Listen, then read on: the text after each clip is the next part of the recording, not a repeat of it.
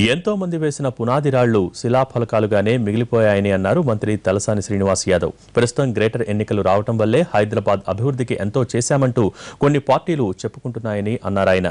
సంక్షేమ పథకాలే టీఆర్ఎస్ కు శ్రీరామరక్ష అంటూ చెప్పుకొచ్చారు తలసాని. రెండోది, చాలా మంది నాయకులు ఈరోజు ఎలక్షన్లు ఉన్నాయి కాబట్టి కృష్ణ మేము తెచ్చినాం, మన గోదావరి మేము తెచ్చినాం, మెట్రో మేము తెచ్చినాం అంటారు. ఇప్పుడు ఫౌండేషన్ వేయడం అనేది ఎవరైనా వేయవచ్చు.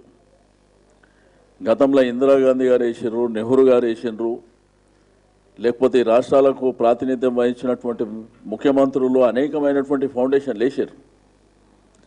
కానీ అవి శిలాపలకాలుగానే మిగిలిపోయినాయి. దానికి ప్రాపర్ డబ్బులు కేటాయింపులు చేయడం, ఆ వర్క్ ఎంత స్పీడ్గా జరుగుతుంది ఎప్పటికప్పుడు మానిటరింగ్ చేయడం.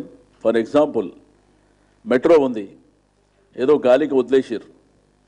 మన ప్రభుత్వం వచ్చిన తర్వాత చీఫ్ సెక్రటరీ ఆధ్వర్యంలో ఒక కమిటీ, అంతా హెచ్ఓడీస్ కానీ సీనియర్ ఆఫీసర్స్ని పెట్టి కమిటీ వేయడం మూలాన ప్రతి వారం మీటింగ్లో ఎవ్రీ వీక్ మీటింగ్ ఉండడం మూలాన ఎప్పటికప్పుడు మానిటరింగ్ చేసుకోగలుగుతున్నాం.